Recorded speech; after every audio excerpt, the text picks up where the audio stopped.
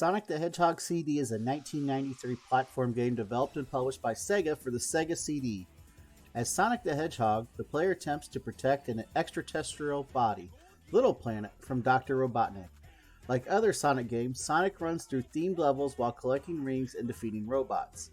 Sonic CD introduces time travel as a game mechanic.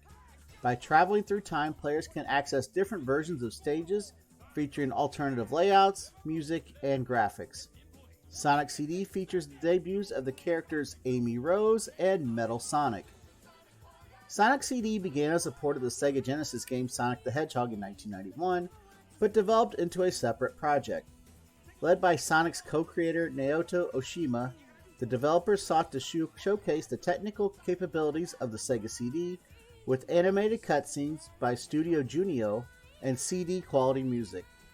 The soundtrack, influenced by house and techno, was composed by Nafumi Hataya and Masafumi Ogata. For North America, a new soundtrack was composed by Spencer Nilsson, David Young, and Mark Crew.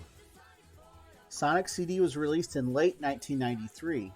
It received acclaim and is often regarded as one of the best Sonic platform games. Reviewers praised its size, music, and time travel feature, although some felt it did not fully use the Sega CD's capabilities. It sold over 1.5 million copies, making it the best-selling Sega CD game. Sonic CD was ported to Windows as part of the Sega PC label in 1996, and to the PlayStation 2 and GameCube as part of Sonic Gems Collection in 2005. A remake, developed by Christian Whitehead using the Retro engine, was released for various platforms in 2011 and as part of the Sonic Origins compilation in 2022. Gameplay. Sonic CD is a side-scrolling platform game similar to the original Sonic the Hedgehog. Players control Sonic as he ventures to stop his nemesis Dr. Robotnik from obtaining the magical Time Stones and conquering Little Planet. Like previous games, Sonic can destroy enemies and objects, such as certain walls and television monitors containing power-ups, by rolling into a ball, and collects rings as a form of health. Sonic can also perform a spin dash and a super peel-out, both of which increase his speed. The game has 7 levels, each is split into 3 zones, the third of which ends in a boss fight against Robotnik. Players start with 3 lives, which are lost when they suffer any type of damage without rings in their possession. Losing all lives results in a game over. Sonic CD is differentiated from other Sonic games through its time travel game mechanic, which allows players to access different versions of rounds set in the past, present, and future. The music also changes within the different time zones, as remixes of the present music. Sonic starts the first 2 zones in the present. The third zone is always set in the future, its timeline dependent upon whether the player destroyed both transporters in the past. He travels through time by hitting signs labeled past or future, maintaining his speed afterward. By default, future stages are neglected and littered with machinery after Robotnik has conquered the Little Planet, appropriately named Bad Futures. Players are encouraged to convert each zone into a good future, with bright colors, thriving nature, and few enemies. To achieve a good future in each zone, players must travel to the past and destroy a hidden transporter where enemy robots spawn. Achieving a good future in every zone unlocks the best ending. By finishing a level with more than 50 rings, Sonic can access a special stage in which he must destroy 6 UFOs in a pseudo 3D environment within a time limit. Time is reduced swiftly if the player runs through water, though a special UFO that appears when time is running out grants extra time if destroyed. If the player destroys all the UFOs before the time runs out, they earn a Time Stone. Collecting all 7 Time Stones automatically creates a good future in every zone, unlocking the best ending. The game also features a time attack mode, where players can replay completed levels for the fastest time possible, a D-Egg Garden, where players can listen to the music of completed zones, and a visual mode, where players can view the opening and closing animations. The game also includes a save feature, which uses the backup memory of the Sega CD. Game plot. At Never Lake, an extraterrestrial body, Little Planet, appears in the last month of every year. Sonic's nemesis, Dr. Robotnik, has chained the planet to a mountain and began transforming it into a giant fortress with his robot army. To execute his plan, Robotnik uses the Time Stone, 7 diamonds which controls the flow of time, hidden in the different zones. Sonic ventures to the planet, followed by the besotted Amy Rose, his self-proclaimed girlfriend. Robotnik dispatches his newest invention, Metal Sonic, to kidnap Amy at Collision Chaos, luring Sonic into danger. After outrunning Metal Sonic in Stardust Speedway and saving Amy, Sonic fights and defeats Robotnik in his lair, Metallic Madness. 2 endings exist depending on whether or not the player collected the Time Stones or achieved a good future in each level. In the good ending, Little Planet thanks Sonic with a shower of stars and leaves Neverlake. In the bad ending, Little Planet still leaves, but Robotnik uses the Time Stones to bring it back, and the player is urged to replay the game to achieve the good ending. Development. Background and conception. The original Sonic the Hedgehog of 1991 was developed by Sonic Team at Sega. It was a major commercial success and positioned Sega as Nintendo's main rival in the console market. The lead programmer, Yuji Naka, dissatisfied with the Sega of Japan's rigid corporate policies, moved with several members of Sonic Team to the United States to develop Sonic the Hedgehog 2 with Sega Technical Institute. Meanwhile, Sega planned to release the Sega CD add-on for its Genesis and wanted a Sonic game that would demonstrate its more advanced features. Naoto Oshima, the designer of Sonic, was Sonic CD's director. The remainder of the team comprised Sega staff who had developed The Revenge of Shinobi, Golden Axe 2, and Streets of Rage. The team built Sonic CD using the original Sonic the Hedgehog code as a base. Sonic CD was conceived as an enhanced port of Sonic the Hedgehog for the Sega CD, but it gradually developed into a separate project. It was titled CD Sonic the Hedgehog, before being renamed Sonic CD. Oshima does not consider Sonic CD a sequel to Sonic the Hedgehog or Sonic 2, although the artist Yasushi Yamaguchi said its story may be set between the two. Design. Sonic the Hedgehog had a balance on speed and platforming. STI built on the speed with Sonic 2's more focused level designs. However, Oshima's team sought to focus on the platforming and exploration aspects. Oshima said, "Our ideas were to make the world and setting larger, and to add more replayability, so it would be something you could enjoy playing for a long time." According to artist Kazuyuki Hoshino, because it was a Sega CD game, the team wanted Sonic CD to stand out compared to previous Sonic games. The visuals were designed to resemble CG imagery. The Sonic sprite on the title screen was based on a Sonic figurine by Takuo Makino that the team photographed and scanned. Sonic CD makes the debut of Amy Rose and Metal Sonic, both designed by Hoshino. Although Hoshino created Amy's in-game graphics, many staff members contributed ideas to her design. Her headband and trainer shoes reflected Oshima's tastes, while her mannerisms reflected the traits of Hoshino looked for in women at the time. Hoshino designed Metal Sonic in response to Oshima wanting a strong rival for Sonic. Hoshino had a clear image of Metal Sonic in his mind from the moment he was briefed, and his design emerged after only a few sketches. The character graphics were created using Sega's proprietary graphics system for the Genesis, the Sega Digitizer MK3, featuring a bitmap and animation editor. The team mostly used Macintosh IICIS. Graphics data was stored on a 3.5-inch floppy disk, which were handed to programmer to work into the game. Though Naka was not directly involved with Sonic CD, he exchanged design ideas with Oshima. Oshima cited the film Back to the Future in 1985 as an influence on the time travel. The developers designed 4 variants of each stage, one for each time period. Oshima hoped for the period to change instantly with a sonic boom effect, but the programmers argued this was impossible and produced a loading sequence instead. Sega did not pressure the team developing Sonic CD as much as the one developing Sonic 2. Oshima felt this was because Sonic CD is not a numbered sequel. He considered it a recreation of the original game. The total Sonic CD game data is 21 megabytes compared to Sonic 2's 1 megabyte. Sonic CD includes animated cutscenes produced by Studio Junio. The videos use the STM format, which provide uncompressed imagery to the video display processor, creating better results than the SynPack compression used for other Sega CD games. The special stages features Mode 7-like background playing manipulation effects. An underground dungeon stage was cut early in development as it did not fit the Sonic gameplay. Music. The Sonic CD soundtrack was composed by Naofumi Hataya and Masafumi Ogata.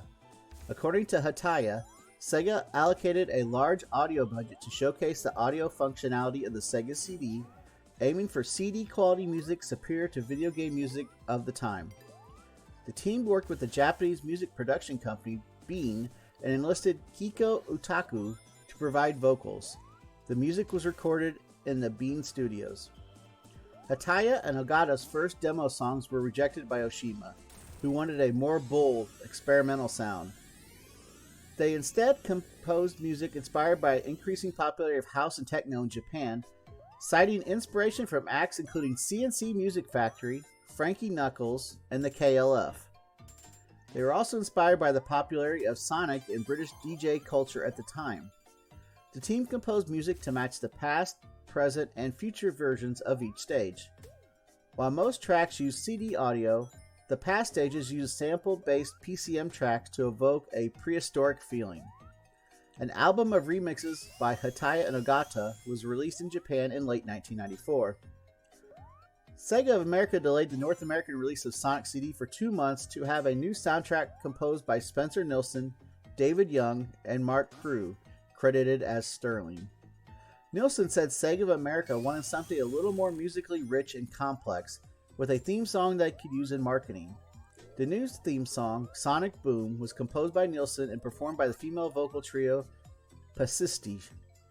Den of Geek described the American soundtrack as more orchestral and rocking, a bit more epic and almost mournful, with a sense of dread, compared to the bounce and joyful Japanese soundtrack.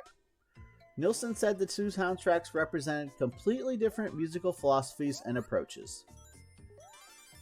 Game release.